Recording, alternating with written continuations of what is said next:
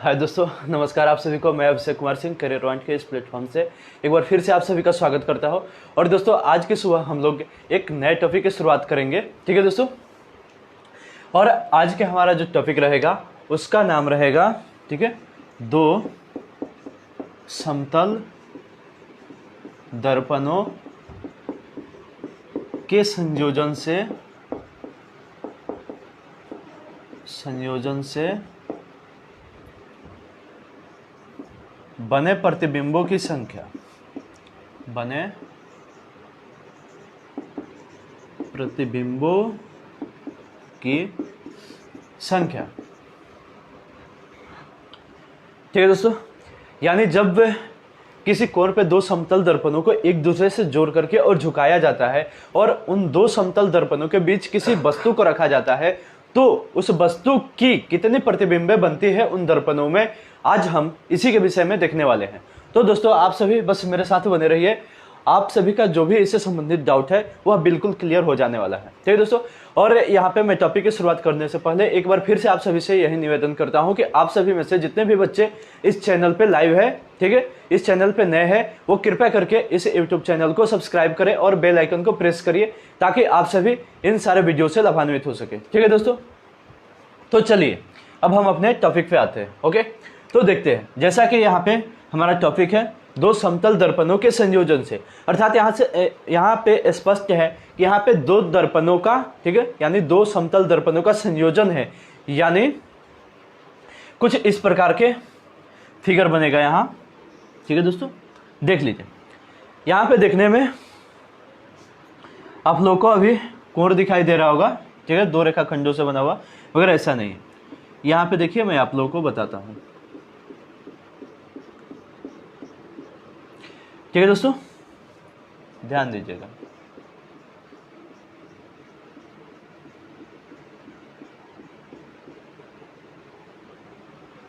देखिए दोस्तों, यहां पे ए बी और एम, यहां पे दो दर्पण है, ठीक है दोस्तों। यहां पे दो समतल दर्पण है, पहला है ए बी और दूसरा है बी एम, ठीक है। फिर से रिपीट कर दे रहा हूं, यहां पे दो समतल दर्पण है, पहला है ए बी और दूसरा है बी एम, ठीक है दोस्तों। और मान लेते हैं कि इन दोनों दर्पणों के बीच का जो कोण है वह थीटा डिग्री है, ठीक है दोस्तों। अब देखिए, जब भी किसी समतल दर्पण को लिया जाता है, ओके, जब हम किसी समतल दर्पण को लेते हैं और इसके सामने किसी भी वस्तु को रखते हैं, तो यहां पे उस वस्तु का इस दर्पण में केवल और केवल एक ही प्रतिबिंब बनता है। कितने प्रतिबिंब बनते हैं? एक ही प्रतिबिंब बनती है। और उसकी प्रकृतियां क्या रहती है उसके विषय में तो हमने पिछले वीडियो में बता ही दिया है, ठीक है।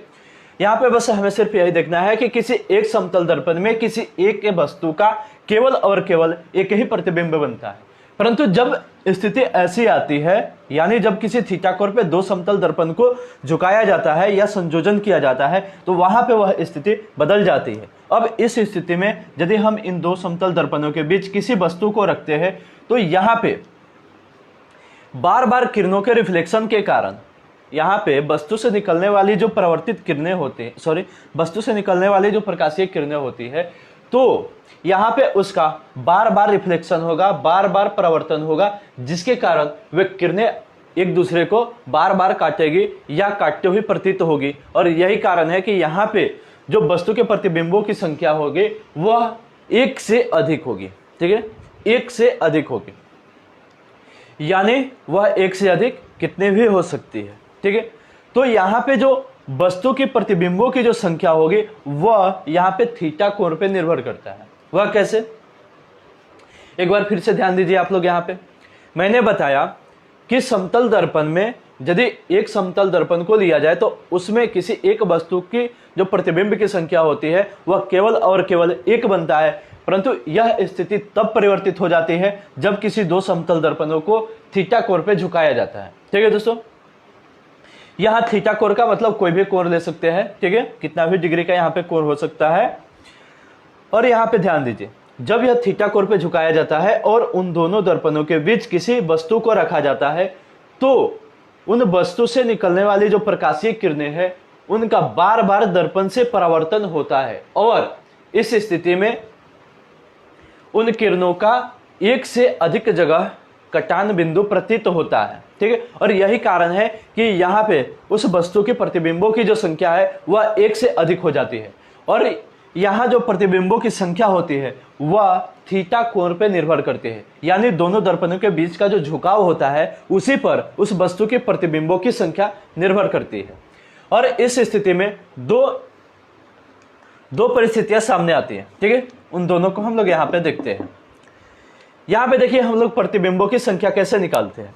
यदि मान लीजिए कि दो दर्पण जो समतल है, ठीक है, दोनों को थीटा कोण पे झुकाया गया, ठीक है, तो उस स्थिति में यदि 360 डिग्री बटा थीटा, मान लीजिए कि इसका मान कोई भी आ रहा होगा, जैसे n ही आ रहा होगा, ठीक है, कितना आ रहा होगा, n आ रहा होगा, जैसे 360 डिग्री बटा थीटा, यानी थीटा का मान यदि हम लोग पुट करेंगे तो यहाँ पे हमारा भागफल जरूर कुछ आएगा, वही भागफल हम लोग मान लेते हैं कितना है, n है, ठीक है दोस्तों।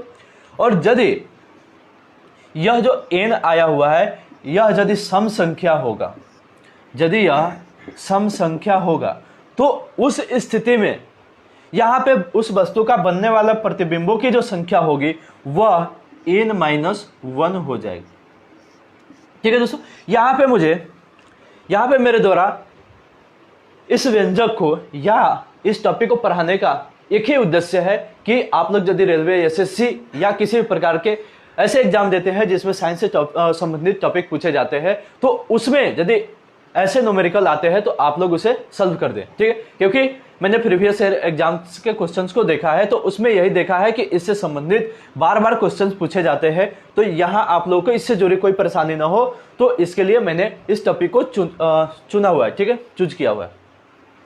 यहाँ पे देखिए मैंने क्या बताया कि यदि 360 डिग्री बटा थीटा, ठीक है, अर्थात यदि यहाँ पे भागफल n आता हो और यदि यह n सम संख्या होता है तो उस स्थिति में जो इस वस्तु के द्वारा बनने वाले प्रतिबिंबों की संख्या होगी उसका मान कितना हो जाएगा, n-1। जैसे हम यहाँ पे अंक पुट करके देखते हैं। मान लीजिए कि यहाँ पे 30 डिग्री का कोण बना हुआ है, ठीक है, यहाँ पे बना दे रहा हूं। मान लीजिए कि ये दो समतल दर्पण है, ठीक है दोस्तों, ठीक, वही समतल दर्पण AB और BM, ठीक है दोस्तों। और यहाँ पे मान लेते हैं कि दोनों दर्पणों के बीच का जो झुकाव है वह 30 डिग्री यानी 30 डिग्री है, ठीक है।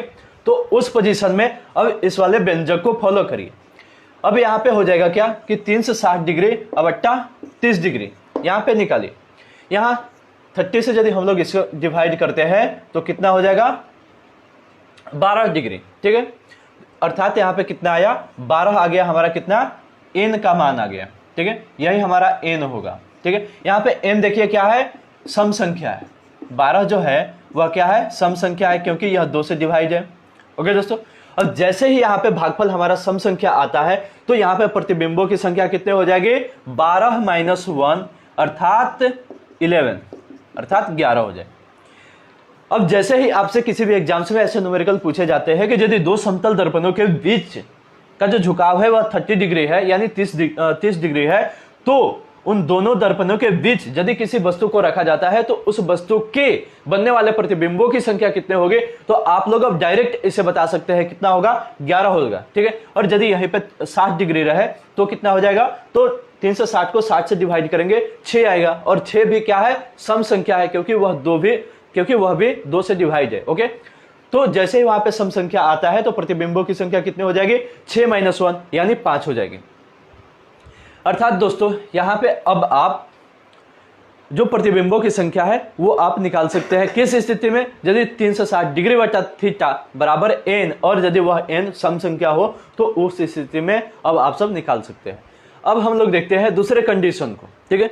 हमारा दूसरा कंडीशन कहता है कि यदि 360 डिग्री बटा थीटा, 360 डिग्री बटा थीटा बराबर n और यदि n विषम संख्या हो तब,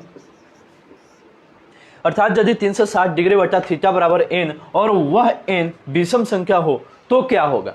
तो इस स्थिति में हमारा जो व्यंजक है वह कहता है कि इस स्थिति में दोनों दर्पणों के बीच जो वस्तु रखा गया है उसके बनने वाले प्रतिबिंबों की जो संख्या है वह n ही होगी।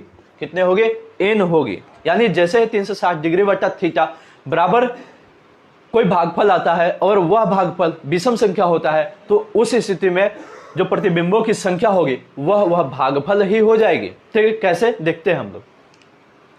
मान लीजिए कि यहाँ दोनों दर्पणों के बीच का जो कोण है वह 24 डिग्री है। कितना है? 24 डिग्री है, 24 डिग्री। तो यहाँ पे अब हम लोग 360 डिग्री को 24 डिग्री से डिवाइड करके देखते हैं कितना आता है। 360 डिग्री बट्टा 24 डिग्री। अब यहाँ पे यदि हम लोग इसे डिवाइड करते हैं तो 36 और 2 15, यानी 15 डिग्री है। ठीक है दोस्तों, अब देखिए यहाँ पे जो 15 आया हुआ है यह क्या है? सम संख्या है कि विषम संख्या है? जल्द से जल्द होते हैं हम लोग। देखिए दोस्तों, यह 15 जो है यहाँ पे विषम संख्या होगा, क्योंकि जो 15 है यह 2 से डायरेक्टली डिवाइड नहीं होता है, क्योंकि जैसे 2 से हम लोग 12 को विभाजित कर देते हैं। ठीक है, यानी जो हमारा भागफल आना चाहिए यहाँ पे वह पूर्ण संख्या के रूप में आना चाहिए। ठीक है, तो वहाँ पे यदि हम लोग डिवाइड करते हैं उसे तो वह दशमलव में आ जाता है, यानी यह सम संख्या नहीं है। ठीक है दोस्तों, यह तो बेहद सिंपल है सम और विषम संख्या को पहचानना है, यानी जिसमें 2 से भाग लग जाए वह सम होता है और जिसमें 2 से भाग नहीं लगे वह विषम होता है। तो यहाँ पे जो 15 है इसमें 2 से भाग नहीं लग रहा है डायरेक्टली रूप से।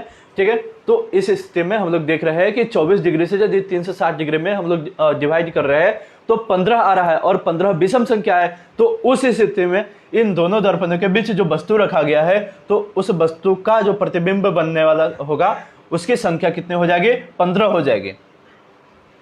तो यहाँ पे दोस्तों हम लोगों ने देखा कि किस प्रकार से जब दो दर्पणों को एक दूसरे के संयोजन में झुकाया जाता है तो और उन संयोजन के बीच किसी वस्तु को रखा जाता है तो उस वस्तु के बनने वाले प्रतिबिंबों की संख्या कितनी होगी। तो यहाँ पे मैं फिर से रिपीट कर दे रहा हूँ कि यदि उसके बीच का यदि कोई कोण थीटा हो तब हम लोग देखेंगे कि यदि 360 डिग्री बटा थीटा बराबर कोई सम संख्या आता हो तो उस स्थिति में उन दोनों दर्पणों के बीच जो बनने वाले प्रतिबिंबों की संख्या होगी वह n-1 हो जाएगी, अर्थात वही जो सम संख्या आएगा उतना -1। ठीक है, दूसरी पोजीशन को हम लोग देखेंगे तो इसमें पाते हैं कि यदि 360 डिग्री बटा थीटा बराबर n हो और n यदि कोई विषम संख्या हो तो उस स्थिति में दोनों समतल दर्पणों के बीच बनने वाली जो प्रतिबिंबों की संख्या होगी वह कितने हो जाएगी? वही विषम संख्या अर्थात n हो जाएगी। ठीक है दोस्तों, तो यहाँ पे हम लोगों ने अपने टॉपिक को बहुत ही अच्छे से देखा। ठीक है, इसके बाद फिर हम लोग अगले वीडियो में एक दूसरे के साथ मिलेंगे। तब तक के लिए मैं आप लोगों से विदा लेता हूँ। धन्यवाद दोस्तों।